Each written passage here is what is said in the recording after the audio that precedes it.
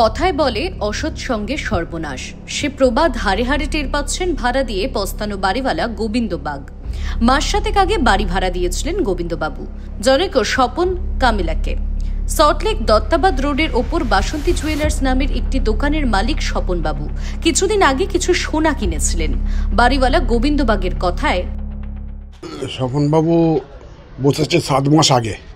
আচ্ছা আচ্ছা, দোকান ভাড়া নিয়ে বসেছে, সোনার দোকান। তো উনি ওই সোনার দোকান চালাতেন। তা একজনের 2 নম্বরে মাল বিক্রি মাল ও নিয়েছে। হ্যাঁ, এই হচ্ছে ঘটনা।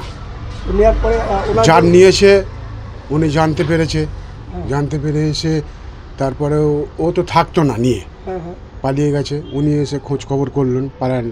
তারপর আমি বলছি দেখুন, ও যখন আসবে তখন আসবেন।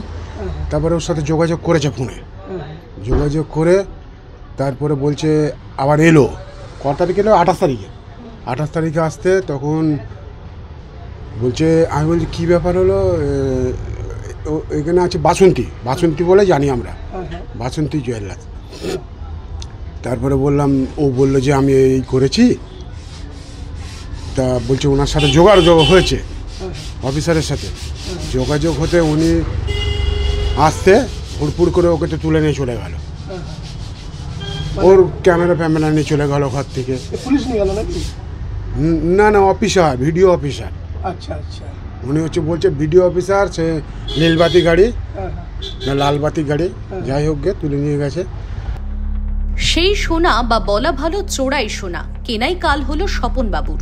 দিনটা যেমন গোবিন্দবাবু বলেছেন, 28 অক্টোবর 2টি গাড়ি আসে, তার একটাতে লাল নীল আলো লাগানো। নিজেকে বিডিও পরিচয় দিয়ে এবং নাম বলে প্রশান্ত বর্মন, সঙ্গে আরো কয়েকজন। স্বপন কামিলার সঙ্গে কথা বলে সেই চোরাই সোনা উদ্ধার করেছে বলে জানায়। তারপরে গাড়িতে স্বপন কামিলাকে তুলে নিয়ে যায়। প্রশান্ত নামের সেই লোক বলেছে মিটিয়ে নেবে সোনা চুরির ব্যাপারটা। এ ব্যাপারে বাড়িওয়ালা বললেন, তা এমন ব্যবহার করেছে আমার সাথে। হ্যাঁ, বলছি যে কোনো অসুবিধে নেই, ছেড়ে দেবো। তাই এখানে এসে ধুমকি দামকা এটা সেটা করে নিয়ে চলে গেল, তুলে নিয়ে চলে গেল। হ্যাঁ, আমাকেও নিয়ে যেতে গিয়ে আমাকে ছেড়ে দিয়েছে। ওনার হচ্ছে জলপাইগুড়ি, এইসব শুনছি ভিডিও। ওনার নাম কি পুরো? ওনার নাম হচ্ছে কি বর্মন, প্রশান্ত বর্মন। উনি জলপাইগুড়ির দিকে ভিডিও আছে, তাই তো? হ্যাঁ, ওনার বাড়িতে জিনিস চুরি হয়েছিল, সেটা ওনার কাছ থেকে পাওয়া গেছে। হ্যাঁ, ওনার কাছ থেকে উনি স্বীকার করেছে যে নিয়েছে, যে আমরা মিটমাট করে নিচ্ছি, গিয়ে দিয়ে দেবো, অসুবিধে নেই।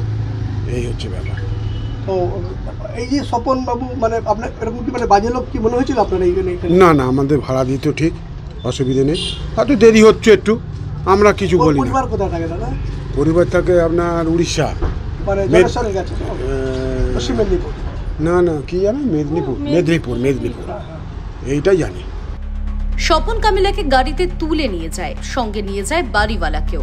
তবে নিউ টাউনের কোনো এক জায়গায় স্বপন কামিলাকে একটা বাড়িতে ঢুকিয়ে নেয়। তবে দয়া করে বাড়িওয়ালাকে ছেড়ে দিয়েছে। তারপরেই এই মৃতদেহ উদ্ধার করে পুলিশ। খবর যায় বাড়ির লোকের কাছে। বাড়ির লোক থানায় খুনের অভিযোগ জানিয়েছে। বিধাননগর দক্ষিণ থানার পুলিশ বিষয়টি তদন্ত করে দেখছে।